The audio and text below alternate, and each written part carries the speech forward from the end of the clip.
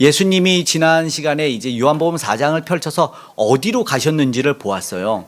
예수님이 이제 놀라운 일들을 이제 행하셨어요. 물이 포도주가 된 것들은 이제 알려졌을 수 있고, 제자들이 더 많이 예수님에게로 따라가니 예수님의 세력이 늘어갔어요. 예수님의 세력이 늘어가기 때문에 이제 예수님의 생각과 우리 인간들의 생각은 달랐어요. 예수님이 세력이 이렇게 확장이 되면, 야, 힘이 있고 권력이 있으니까 저 로마도 물리쳐보고 저 잘못된 정치도 한번 뒤집어 엎어보자, 이런 구테타도 일으키고 혁명도 일으키고 이렇게 하면 좋겠는데, 그러나 예수님은 그 모든 것을 멀리하고 갈릴리로 가십니다. 갈릴리는 알지만 제자들의 고향이고 어부들이 있는 한 촌이라고 보시면 되겠지요. 네. 갈릴리에 더 변두리에 있는 게 나사렛이고, 그곳으로 가시니 예수님이 그 가시는 과정 가운데 사마리아라는 곳에 머물러요. 사마리아라는 곳은 무엇인가, 어디인가? 우리가 한번 먼저 생각해 보면 예수님이 머무시고 들리시는 곳, 그러니까 세력을 우리 인간적으로 활용하지 않고 예수님이 가신 그곳에서 예수님이 과연 무엇을 하시는지 우리에게 주시는 메시지가 분명히 있을 거라고 생각합니다. 예수님이 왜 그곳을 가셔서 누구를 만났는지 말입니다. 사마리아라고 하면은 사실상 이스라엘이랑 같은 민족이에요. 그러나 BC 예수님이 오시기 전 722년경에 남과 북으로 갈라졌을 때 북이스라엘이 아수르라는 무서운 나라에 의해서 정복을 당하고 완전히 멸망을 당해요. 그래서 정통적인 이스라엘의 혈통이 완전히 사라지고 혼혈이 생겼어요.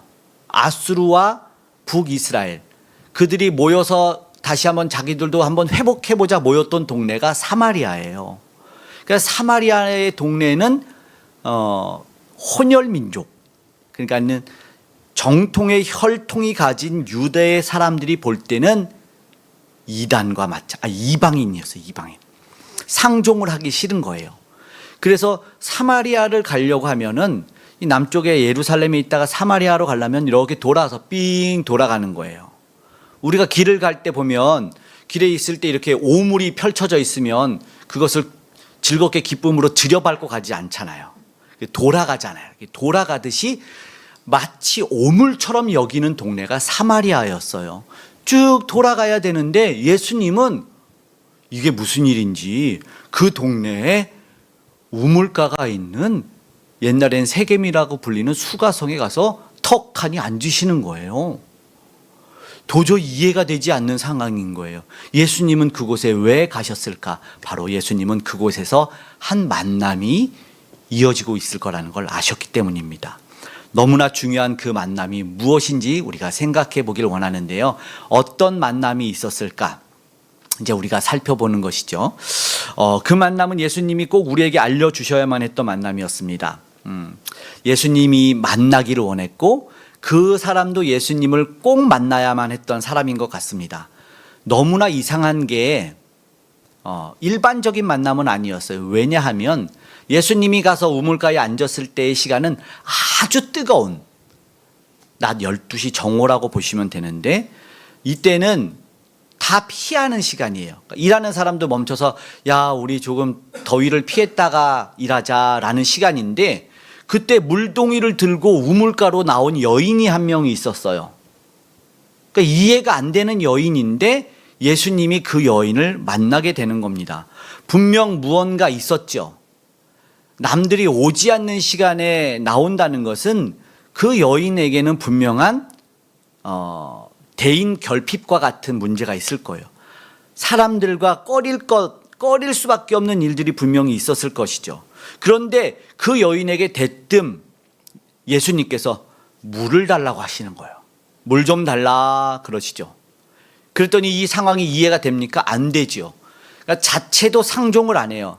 유대인 예수님이 그 사마리아 여인과 민족적으로 서로 상종을 안 한답니다. 절교한 상태예요. 봐도 모른 체하고 투명인간처럼 서로 대하는 그런 상황이었는데 대뜸 물이 필요했는지 달라고 하는 예수님의 이 말에 혼란이 왔어요. 여인은 도대체 이게 무슨 일인가? 물을 달라고 하는 여인의 딱 듣자마자 뭐지? 기쁘게 네 이렇게 하는 게 아니에요. 목마르셨군요. 이런 게 아닙니다. 대뜸 자기가 이제 쏟아졌던 감정, 그러니까 지역적 민족적 감정, 그리고 이 남자 유대인 뭔가 있었던 모든 것을 한 번에 쏟아내는 그 답변이 이어지는 거예요. 상종도 하지 않는데 물을 달라고 했으니 답변을 그냥 네 하고 받아들이려 그냥 주고 싶은 그런 게 아니었습니다. 도대체 어떤 이야기였을까? 예수님께서 이 여인에게 물을 달라고 했을 때 여인이 당신은 유대인이잖아요. 딱 이야기하는 거예요. 우리도 이런 일들이 조금 있잖아요. 서로 간에서 뭐 당신은 뭐 이곳에 뭐 서울 사람이 뭐 이런 거 지역적으로 그냥 가볍게 얘기한다면 서울 사람이 이런 곳에 왜 왔어요? 뭐 이런 것처럼. 그런데 그것이 아니에요. 상식밖에 목말라 하고 이거는 왜냐하면 여인한테 칼자루가 있었거든요. 네. 물을 내가 줄 수 있어요. 바가지가 나한테 있었으니까. 우물이 깊으니까 그걸 이제 길어 올리는 거죠. 예전에는 다 우물을 길렀잖아요, 이렇게. 그러니까 여인도 이렇게 우물을 길러서 물동에 부어야 되는데 이 지나가는 행인이 유대인인지는 뭐 외모로 봤는지 어쨌는지 딱 봐도 유대인인데 이 사람이 물을 달라고 하니까 나한테 칼자루가 있는데 내가 갑인데 어깨가 딱 들어가고 목이 딱 굳으면서 왜 나한테 그런 일이야? 이렇게 하는 거예요. 목말라? 근데 이걸 한마디로 갑질이 된 거예요. 순간 아무것도 안 했는데 갑이 되고 내가 칼자루를 쥔 거예요. 이 상황 속에서 이제 하고 싶었던 말, 유대인은 원래 우리하고 상종도 안 하잖아요. 이런 얘기를 하는 거예요. 이게 그런데 참 안타까운 게 우리한테 이런 모습들이 있을 수 있잖아요. 내가 조금 가지면, 내가 무언가 있으면 그렇게 조금 꼿꼿해질 때가 있어요. 그것이 깨어지길 바랍니다.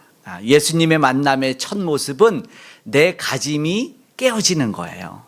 예수님은 그걸 깨트리고 어쩌면 교만할 수 있고 나도 모르게 우월감을 느낄 수 있는 그 존재를 낮추시죠.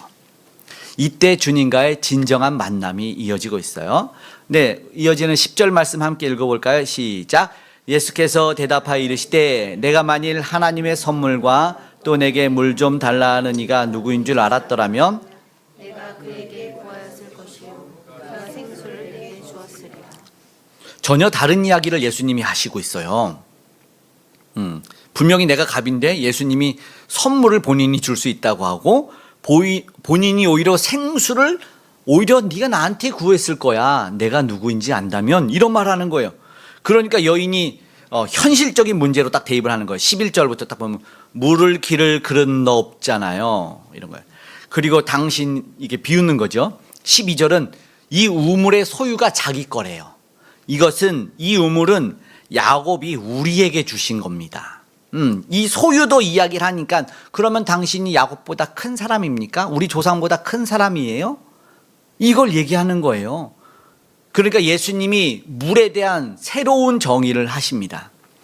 원래 만남은 그런 생각이 들어요. 만남에 대해서도 제가 조금 묵상해 보니까 목마를 때 전혀 다른 물이라고 하는 것이 그런 것 같아요. 어떤 원자들이 만나 있죠?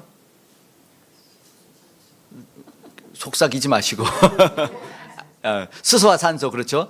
수소 2개, 산소 1개죠? 목마른데 수소 2개와 산소 1개를 주십시오. 이런 사람은 없잖아요. 그렇죠? 근데 우리는 그 만남 속에서 아주 새로운 것이 되어 있는 거예요. 어쩌면 그런 것 같은 생각이 드는 거예요. 전혀 다른 이 여인의 모습. 그러나 우리가 주님을 만났을 때 새로운 존재가 되어서 아주 새로운 물질로 형성이 되는 것. 어쩌면 바로 그런 만남일 거다라는 생각이 드는 거예요. 정의를 새롭게 합니다. 선물과 같은 물을 네가 오히려 나한테 달라고 했을 거다라는 거예요. 이제 여인은 말하는 거예요. 물이라고 했던 것이 왜냐하면 접촉점입니다. 물이라는 걸 통해서 예수님은 이 여인이 답을 할 수밖에 없게 만드셨어요. 그런데 여인이 생각했던 물이 아니었다는 것이죠. 그러니까 내가 속한 환경과 어떤 내가 처한 그런 이 상황들로 인해서 이것을 해석하고 이해하려고 하면 거기에 갇혀 있는데 예수님이 그걸 열어주시는 것이었는데 이 여인의 깊은 문제를 터치할 수 있는 접촉점, 매개체라고 하죠. 이것이 바로 물이었는데 직접적이면서도 우회적으로 이 물 얘기를 하면서 여인을 건드십니다. 여인은 물이 필요했는데 물이 필요해서 오면 자연스럽게 아무렇게나 와도 되는데 여인은 아무도 없는, 사람이 없는 시간에 왔다는 것이죠. 그러니까 이 물은 뭐냐면 처음부터 필요하지만 내가 뭔가 꺼리고 있어야 되지만은 꺼리는 뭔가 문제였던, 그리고 여기서 이어지는 본문 읽은 데는 알지만 분명히 남자와의, 남편과의 관계를 이야기하고 있어요. 그래서 본질적이지만 직접적으로, 아니 우회적이지만 직접적으로 그 내면의 문제를 끄집어내고 있다는 것이죠. 예수님이 문제를 끄집어내실 때의 이유가 무엇이냐면 기억하세요. 치유를 위함입니다. 입 꾹 다물고 있어도 아무 말 안 해도 우리를 치유하기를 원하시면 주님은 도려내십니다. 도려내고 수술하십니다. 그것이 바로 물이라는 것이었습니다. 치유를 위한 답을 끌어내신다라는 거예요. 그러니까 예수님 앞에 우리가 숨길 수 있다 없다? 없다. 저한테는 아무 말 안 하셔도 됩니다. 저한테는 이렇게 해도 되지만 예수님에게는 마음 열고 나아가세요. 늘 예배 자리에, 기도의 자리에 예수님을 만났으면 좋겠어요. 예수님이 말씀하는 거예요. 여인에게 숨길 수 없다 그랬죠? 딱 그 물에 대해서 정의를 새롭게 했는데 이렇게 말하는 거죠. 갑자기 예수님이 전혀 다른, 오 그래, 오 그럼 네 남편을 불러올래? 이런 거예요. 그 여인이 16절에 예수님 남편을 불러오라 그러니까는 뭐라 그래요? 여인이 남편이 없나이다. 그랬더니 예수님이 더 놀라운, 맞아, 넌 남편이 없어. 예전에 5명 있었는데 지금 있는 사람도 내 남편이 아니지 라고 말한 거예요. 이 도대체 무슨 일이지? 아무도 몰랐던 이야기인데, 그리고 나는 이 문제 때문에 사람들을 어쩌면 만나고 싶지도 않았을 수 있는데, 어쩌면 몰라요. 여인이 물 안에서 많은 남자를 만났을 수도 있지만 중요한 것은 당시의 문화를 조금 이해한다면 내가 직업을 가질 수 없었기 때문에 내가 생계와 삶을 유지하기 위해서는 남편의 존재가 필요했다는 것이에요. 그리고 유대 전통을 알지만 계대 결혼이라는 것이 있었어요. 그러니까 어쩌면 계대 결혼으로 형이 죽고 동생과 결혼하게 되고 남편이 죽고 또 동생과 이런 여인이었다면 이 여인은 당연히 어떠한 상황이었어요? 손가락질 받는. 우리나라도 그런, 안타깝지만 그런 말들이 있잖아요. 남편이 병들어 죽고 남편이 나쁜 거 먹었다 죽어도 여인에게 돌려서 여복이 없다. 남편이 여자가 남편을 잡아먹었다. 이런 나쁜 말들을 우리는 하게 됩니다. 그러니 여인은 그 상황들과 그런 눈빛, 그런 수군거림을 받고 싶지 않았는데 자신의 근본적인 문제를 예수님이 터치를 하니까 놀랐을까요? 안 놀랐을까요? 놀랐어요. 그러면은 동공이 흔들리고 심장이 벌렁벌렁하면서 내 아킬러스건을 건드렸구나 라고 말하면서, 그러나 말씀드렸지만 예수님은 이거를 치유를 위한 이끌어냄이라고 봐야 된답니다. 예수님은 그랬어요. 우리가 내가 세상적으로 뭔가를 막 채우고 만족할 수 있고 막 그런 것 같았지만, 그러나 예수님이 내면을 터치하시면 우리는 무너질 수밖에 없습니다. 예수님이 우리한테 오셔야 온전한 치유와 회복이 있다는 것을 알아야 돼요. 그래요. 상황들을 보면은 지금도 그렇지 않습니까? 뭔가 우리나라가 잘 사는 나라라고 그러잖아요. 우리가 먹을 것 걱정은 안 하잖아요. 그런데 광고들을 보면은 먹을 것 없대요. 굶는데요. 10대 소년이 택배도 하고, 그러나 외국에 보면은 굶는 아이들이 너무나 많고, 그래서 우리는 조금 그 마음이 동하면 후원도 하고 또 물론 기도도 하지만 어떻게 그런 일이 있을 수 있을까? 그럼 우리가 잘 사는데 그러면 문제들이 있어야 되잖아요. 우리가 잘 사는 걸 목표로 하니까, 돈 버는 걸 목표로 하니까 잘 살아야 되는데 지금 세상을 보면 뭐예요? 만족이 없으니까 뭐예요? 마약해요. 술을 끊을 수가 없대요. 그러면 그런 모든 것이 해결되나요? 더 여가를 즐기고 웰빙 밸런스도 맞추고 다 잘 산대요. 그러면은 해결이 돼야 되는데 끝없는 욕구는 몰려와서 성적인 타락과 성폭력이, 그리고 폭력과 그루밍이 난무하는 시대 아닙니까? 그것이 보도가 돼도 우리가 해결할 수 없다는 걸 알게 돼요. 예수님이 말합니다. 지금 있는 자도 내 남편이 아니다. 뭔가 해결할 수 있을 것 같아서, 채워줄 수 있을 것 같아서, 내가 먹고 살 것 같아서 가지고 왔고, 지금 한테 있지만 여인은 생각하고 싶지 않은, 나는 없다고 말해요. 사실은 분명히 있는데, 쌓여 있는데 없다고 말하는 거예요. 예수님은 여기서 치료를 위해서 상대 관점으로 이야기를 하시는 거죠. 그러면 우리가 예수님이 그 남편의 문제를 건드리면은, 맞아요. 그러면 예수님, 어떤, 속된 말로 할게요. 예수님 맞아요. 5 남편도 가짜고 지금 이 남자도 아니에요. 어떤 놈을 만나야 됩니까? 이렇게 얘기를 해야 되잖아요. 그런데 이 여인이 치유와 회복으로 나아가니까 깜짝 놀라서 있는지 본능이었는지 여인이 뭐라고 말하죠? 19절에 17절 18절에 예수님이 말씀하자마자 19절에 당신은 선지자입니다 라고 이야기합니다. 뭐라 그러죠? 횡설수설일까요? 헛말일까요? 선지자입니다 라고 말하면서 이어지는 말을 보면 뭐라고 말하죠? 어디서 예배해야 되지요? 라는 얘기를 합니다. 전혀 다른 거예요. 방어적이었을까요? 본능적이었을까요? 왜 이야기를 하고 있을까요? 어쩌면 본질적인 영적인 문제가 답이라는 겁니다. 지금 이 시대도 그렇지만 육신적으로 뭔가를 채우고 있는 것 같지만 채워지지 않는 영적인 문제의 터치가 이 여인의 입에서 터져 나오고 있는 거예요. 어쩌면 우리도 문제가 있을 때 세상에서 막 답을 찾다가 지쳐서 예수님에게 나오잖아. 도와달라고. 근데 그게 맞는 거예요.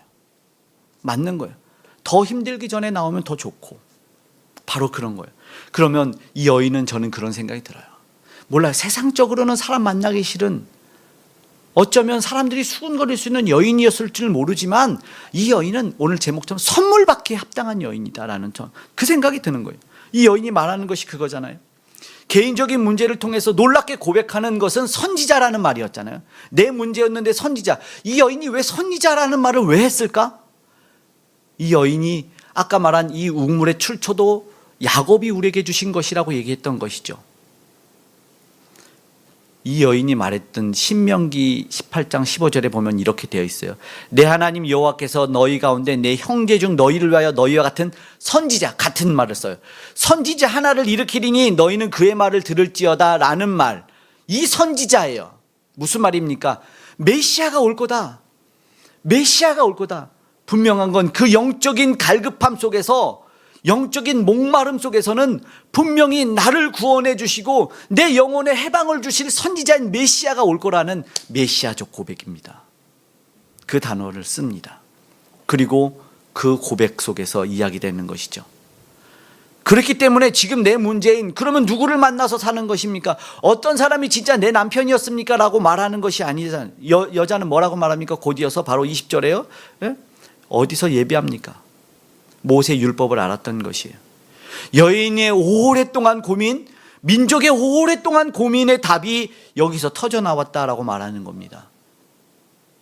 그래서 예수님은 선물이 줄 거라는 이야기를 10절 했던 거예요. 네가 선물을 알았더라면, 주실 자가 주신 것, 그 결론을 이야기하고 있는 것이죠. 영원히 목마르지 않을 영생에 관한 이야기, 영혼의 답을 주시는 이야기를 하고 있는 것이죠. 그래서 예수님이 이 여인 때문에, 왜냐하면 그 유명한 얘기, 예배하는 자가 영과 진리로 예배할 거라는 이 예수님의 말이, 예수님이 그냥 갑자기 제자들을 모아놓고 한 얘기가 아니라 이 여인과의 대화 속에서 나온 거예요. 놀랍죠. 아무것도 아닌 것 같고 상처받은 여인인 것 같은 이 여인 때문에 영과 진리로 예배할 때가 오는 이때라.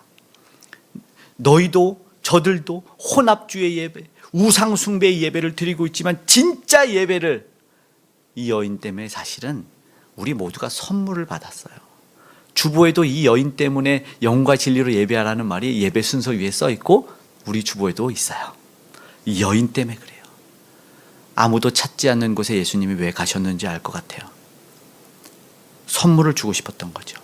영과 진리로 예배하는 자들을 위해서. 왜 이 여인을 찾아오셨는지 이제 알 것 같아요. 유명한 그 말씀을 선포합니다. 여러분, 가장 큰 복은 무엇일까? 우리는 기억해야 돼요. 선물을 받는 자, 선물을 받은 우리라는 것입니다. 예수님이 부활하신 후에 제자들에게도 뭐라고 하셨냐면 너희는 성령을 받으라 라고 말합니다. 성령은요, 왜요? 선물이래요. 사도행전에도 이것은 선물이다. 그래서 성령을 받으면 놀라운 일이 일어난대요. 성령을 받으면 너희가 지혜의 말씀, 지식의 말씀을, 믿음을, 방언을, 예언함을, 통변함을, 이 모든 것을 주신다고 이렇게 이야기하고 있는 것입니다. 이것이 성령을 통해서 받는 놀라운 일이라는 것이죠. 그리고 나서 사도행전 11장 17절에 보면은 믿을 때에 성령을 받지 않았느냐라고 이야기합니다. 믿을 때 우리는 성령이 내주하셨어요. 그래서 우리가 내 힘으로 예배 자리에 나오는 것이 아니라 주님께서 기뻐하시는 나의 영혼의 부름 앞에 우리가 나아가고 있다는 것입니다. 그렇기 때문에요, 선물을 가장 복된 이유는, 선물은요, 구원입니다. 선물은 구원이에요. 에베소서 2장 8절 함께 읽어볼까요? 시작. 너희는 그 은혜에 의하여 믿음으로 말미암아 구원을 받았으니 이것은 너희에게서 난 것이 아니요 하나님의 선물이라. 이 구원의 정의를 하나님의 선물이라고 분명하게 이야기하고 있습니다. 내가 받고 싶다고 외쳐서 받는 것이 아니라 주시는 자에 의해서 내어주신 선물이 우리의 구원이 됩니다. 그러니 어찌 이 선물이 복되지 않을 수가 있습니까? 또 이것이 얼마나 좋으냐면 이 선물은 마귀의 멸함과 과거의 청산이라는 것이죠. 에베소서 4장 8절 함께 읽겠습니다. 시작. 그러므로 이르기를 그가 위로 올라가실 때 사로잡혔던 자들을 사로잡으시고 사람들에게 선물을 주셨다 하였도다. 성령을 주셨는데 그러면서 주시면서 예수님이 하신 일 하나는 마귀의 일을 멸하시, 과거의 청산, 그러니까 완전히 속박의 굴레를 벗어나게 하고 새 사람 되고 새 삶을 살도록 해주셨다는 것이죠. 이것이 놀라운 선물이라는 것입니다. 이제는 원수 마귀의 그 속삭거림과 그 괴계의 삶이 아니라는 거예요. 우리는 주님의 이끌림과 그 인도하심을 받는 것이죠. 그러니까 육체의 소욕을 이겨서 주님이 기뻐하는 생각들이 떠오르는 거죠. 내가 예전에는 희생하는 건 못 참고 내가 고난한 거, 내가 힘든 거 못 참는데 이제는 뭐가 더 좋은 일인지, 성령이 내 안에 더 힘들고 조금 어려울지라도 더 의미 있는 일이 무엇인지 알려주시는 거예요. 생명 얻는 일, 하나님이 기뻐하는 일을 하게 되는 것이죠. 그래요. 그리고서 온갖 좋은 것에 대한 이야기를 합니다. 야고보서 1장 17절 함께 읽겠습니다. 시작. 온갖 좋은 은사와 온전한 선물이 다 위로부터 빛들의 아버지께로부터 내려오나니 그는 변함도 없으시고 회전하는 아멘. 온갖 좋은 것들이 다 선물로서 우리에게 주어졌습니다. 정말 귀하고 복된 것들이 우리에게 주어졌음을 믿으셔야 됩니다. 이것을 깨달아 아는 것이 중요해요. 우리는 과거가 아닌 지금 현재에 살고 있어요. 지금 살고 있기 때문에 지금 발견해서 더불어 살아가는 것이 너무나 좋습니다. 너무나 좋은 것, 너무나 완벽한 것, 절대적인 것이 아래에서 나지 않는다고 예수님 말씀합니다. 그런데 세상에서도 말합니다.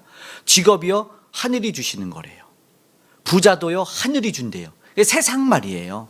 맞죠? 권세를 누가 준대요? 하늘이 준대요. 비도 하늘이 준대요. 비 안 오면 사람들 기우제 지내잖아요. 다 하늘이 준다는 걸 알아요. 그래서 하늘로부터 온다는 것은 우리가 인정해야 됩니다. 온갖 좋은 것이 하늘로부터 우리에게 내려주시는 선물이라는 것이죠. 구원이라는 것으로 사실 선물을 끝을 내도 좋지만, 그러나 구원받은 백성들이 이 땅에서 살아갈 모든 좋은 것들을 주신다는 것입니다. 오늘 저와 여러분이 받아 누렸으면 좋겠습니다. 받아 누렸으면 좋겠어요. 성령의 열매가 맺힌되지 않습니까? 갈라디아서 우리가 잘 아는 이야기 알잖아요. 5장 20절, 22절부터 23절에 오직 성령의 열매는 사랑과 희락과 화평과 오래참과 자비와 양선과 충성과 온유와 절제니 이렇게 말하면서 이 더 스피리트 이즈라고 얘기해요. 하나의 성령이야, 하나의 성. 9가지 열매지만 단수라고 얘기를 합니다. 그러니까 성령 하나 주심이 우리에게 온갖 은사들을 풍성하게 하시는 겁니다. 온갖 은사들이. 만약에 그러면 성령을 어떻게 받습니까? 성령 받는 조건이 있습니까? 라고 만약에 말한다면 있죠. 있어요. 가장 좋은 것. 야, 우리가 엄마가 맛있는 음식을 해서 먹어라 그러면서 지금 막 밖에서 뛰놀고 모래장난, 흙장난하는 아이의 손에다가 덜컥 주는 엄마는 없죠. 이거를 주려다가 딱 못 주고 멈칫하고 손 씻어 이렇게 하잖아요. 네. 무슨 말입니까? 우리가 받으려면 회개하는 거예요. 우리가 깨끗이 씻어내야 됩니다. 베드로가 회개하여 성령의 선물을 받으라라는 말을 사도행전 2장 38절에 이야기하고 있어요. 너희가 각각 회개하여 성령을 선물로 받으라 이런 말합니다. 우리가 씻어냄이 있어야 돼요. 회개함이 있어야 됩니다. 그래서 무언가를 받지 않으면 사실은 독이 됩니다. 굉장히 무서운 일들이 일어나지 않습니까? 은사가 주어졌는데 다 죽어나가는 거예요. 이단들이 특별히 그렇더라고요. 진짜로 아실지 모르지만 박모 장로님은 예전에 촌을 형성하고 간장도 팔고 이랬는데 그분이 손을 씻으면 그 물을 사람들이 마시면 병이 났대요. 난 병 걸릴 것 같은데 병이 났다고 막 사람들은 막 그래서 서로 그 물, 그 손 씻은 물 나도 좀 먹여주세요. 그랬습니다. 그런데 같이 죽는 겁니다.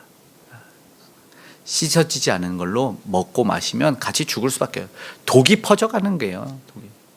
베드로가 사도행전에 또 보면 야 성령을 돈으로 살 줄 아느냐 라면서 우리 아나니아 삽비라 이야기도 알 거예요. 그리고 또 이 은으로 이 시모니즘이 시몬도 성령을 네가 돈으로 살 거냐 이래가지고 이 성령을 은사를 돈으로 살려는 이 시몬주의 시모니즘이라는 것도 나왔거든요. 이게 돈으로 사는 것이 아니에요. 그게 뭐냐면 나의 공로로 얻어지는 것이 아니에요. 어떻게요? 아까 얘기했죠. 11장에 믿을 때 성령. 그럼 우리가 뭘 점검해야 되냐면 내가 예수님을 잘 믿고 있나?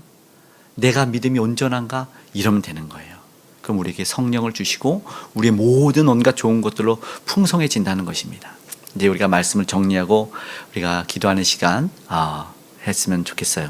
가장 중요한 것은 지금 예배하는 것 아니겠습니까?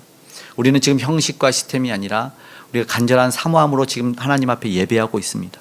우리가 지금은 우리 마음의 중심에서 누구를 만나고 모십니까? 하나님을 만나고 모십니다. 예수로 말미암아 우리 주의 성령으로 말미암아 우리 주님을 만나고 있습니다. 예수님의 이름을 부르며 우리가 이 모든 예배가 하나님께 올려지고 있습니다. 예수님이 우리에게 알려주신 이 방법으로 하나님의 말씀을 통해서 하나님의 인도하심으로 그러니까 성령의 민감한 예배를 우리는 지금 드리고 있는 것이에요. 우리가 비록 어둠에 있었을지라도 빛으로 나와서 우리가 주님 만났습니다. 그래서 우리가 주님 만나기를 또한 힘쓰기를 간절히 원합니다. 이 여인을 보세요. 이 여인이요 어떻게요? 사모함이 있었다고 저는 분명히 봅니다. 말씀이 튀어나오고 예배가 튀어나오고 그 모습을 우리는 기억했으면 좋겠다는 겁니다. 어떻게 예배해야 되나? 어디서 예배해야 되나라는 그 물음이 우리에게 있어야 됩니다.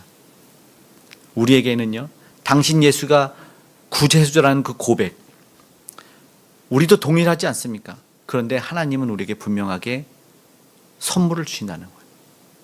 너무나 감사하죠. 영원한 선물이라고 하니까. 그러니까는 과거의 문제였습니까? 그 잘못의 문제였습니까? 그것 때문에 하나님이 선물을 보류하냐? 아니죠. 지금 나온 그 여인의 모습으로 말미암아 하나님의 선물이 주어졌기 때문에 지금 우리는 이 예배 자리에서 하나님께서 허락하신 그 선물을 받아야 돼요. 지금 우리는 나아가고 있는 것이에요. 선물을 영어로 뭐라 그러죠? 기프트라고도 하고 또 다른 말로는요 프레젠트라고도 다 아는데 너무나 소극적이셔. 맞아요. 옛날에 코카콜라 CEO가 연말에 연설할 때 얘기하지 않았습니까? 어제는 역사고 내일은 미스테리고 내일 알 수 없고 오늘은 기프트라고. 그러나 우리는 그 오늘을 뭐라고 부르냐면 현재인 프레젠트라고 부른다 이 말을 했습니다. 현재는요 선물이고 출석이에요. 그리고 지금 오늘 우리에게 주신 것도 마찬가지입니다.